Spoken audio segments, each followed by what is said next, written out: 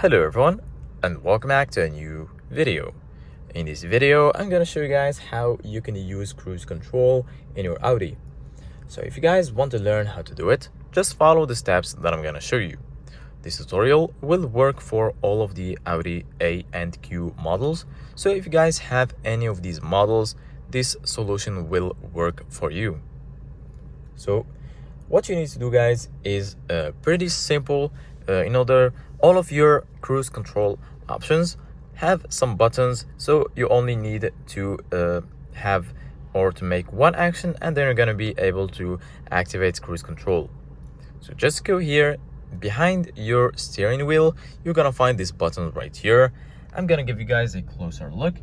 So these are all of the buttons responsible for cruise control.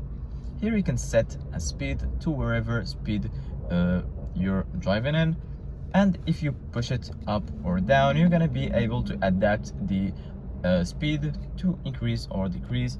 As you can see, guys, here in the menu, it's increasing and decreasing.